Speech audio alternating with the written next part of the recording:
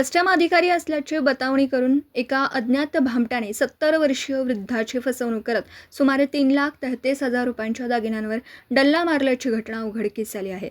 या प्रकरणी तात्या उर्फ तात्या यल्लप्पा कोळी राहणार विद्यानगर माळभाग अक्कीवाड तालुका शिरोळ यांनी कुरुंदवाड पोलिसात फिर्याद दिली आहे। मिळालेल्या माहितीनुसार मंगळवारी दुपारी सुमारे 2:30 वाजण्याच्या सुमारास तात्या कोळी हे कुरुंदवाडहून अक्कीवाडकडे पायी जात होते। इचलकरंजी पाणीपुरवठा पुलाजवळ त्यांना एका अनोळखी इसमाने अडवलं। संबंधित इसमाने स्वतःला कस्टम अधिकारी असल्याचं सांगत तपासणीच्या नावाखाली संवाद साधला। तपासणी दरम्यान त्याच्या सांगण्यावर विश्वास ठेवून कोळी यांनी अंगावरील सोन्याचे दागिने काढून त्याच्या हाती दिले। काही वेळात परत देतो असं भासवून त्या भामटाने हात चालाकीने दागिने लंपास केले आणि मोटारसायकलवरून पसार झाला।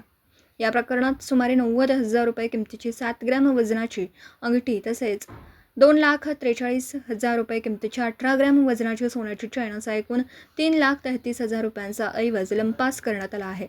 घटनेची माहिती मिळताच तात्या कोळी यांनी कुरुंदवाड पोलीस ठाण्यात फिर्याद दिली असून अज्ञात भामट्याविरुद्ध गुन्हा दाखल करण्यात आला आहे। पुढील तपास पोलीस करीत आहेत। मराठी एस न्यूजसाठी कुरुंदवाडहून संदीप अडसूळ।